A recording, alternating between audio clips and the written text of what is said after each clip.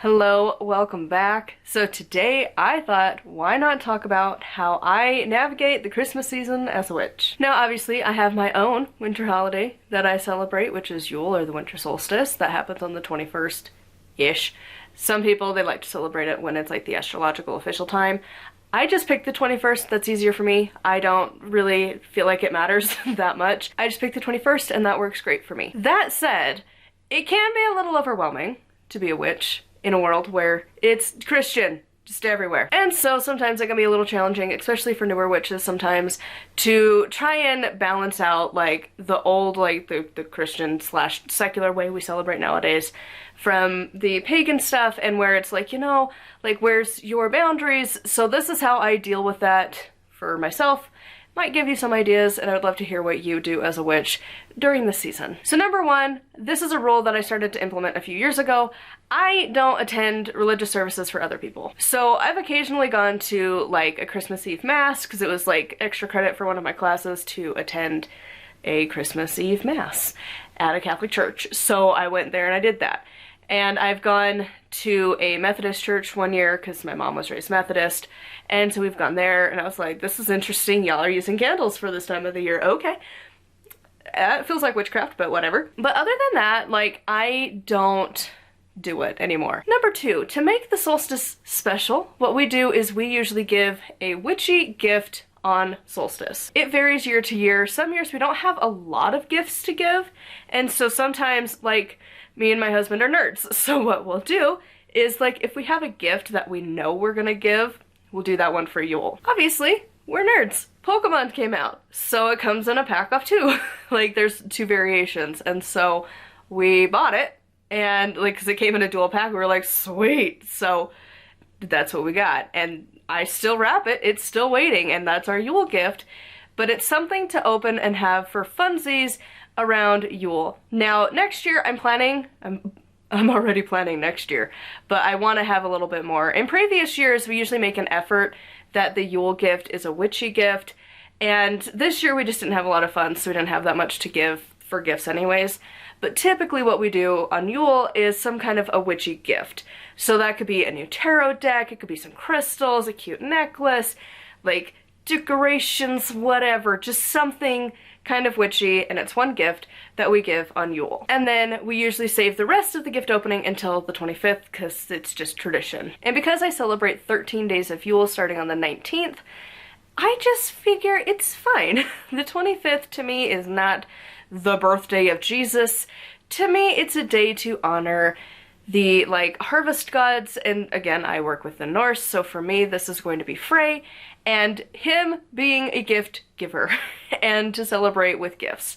And because he's all about prosperity, what better way to honor prosperity than with getting stuff? So it works for me, that's how I work at it. And then we have other days, like the 24th is when we're gonna have a feast in honor of Thor.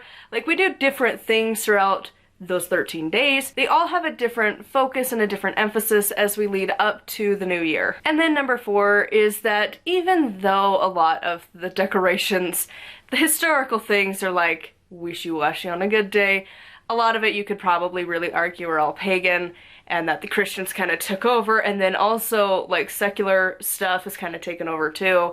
So like, on a whole, let's just modern day Christmas decorations. Christmas trees, you have wreaths, you have reindeer, you have a Santa Claus, all of that stuff. You have your gingerbread cookies, the snowman, the penguin, whatever in your house. All of that decor. To me, I just personally put a little twist of witchery on top of it. For me, like, the tree is a great representation and a reminder that even though it feels like it's the end, it's the death, it's the doom because it's winter and it's cold and everything's dead, there's still life out there. And evergreen trees are really popular for that kind of symbolism. I usually associate that with Frey because, again, he's like the god of like agriculture and stuff. And so it works out wonderfully to be like, hey, tree in your honor, dude. Thank you for not leaving us because, oh my god, it's cold. And like, to have like the Santa representation be either Frey or Thor. And then a lot of people tend to put Odin, but I reference this every year. Jackson Crawford has a video talking about how Odin is not Santa Claus.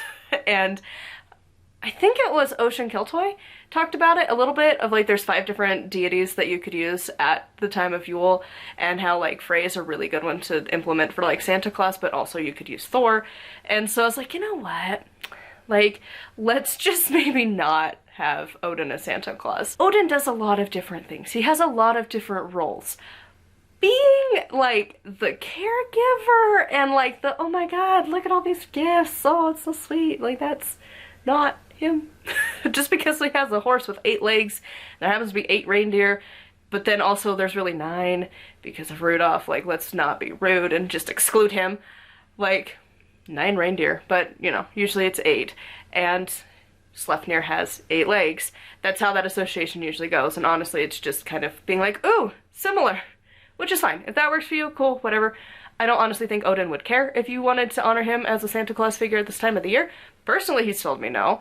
I tried that years ago, and that was a hard no. That was one of the few times that I was like, oh god, like the deities have lines. And so now I usually have Frey and Thor as like my main of like the Santa figure. And the only decorations that I refuse to include, again, Christian stuff. I'm not gonna have a nativity scene. I don't really have, like, especially this year, I'm not honoring the rebirth of the sun god.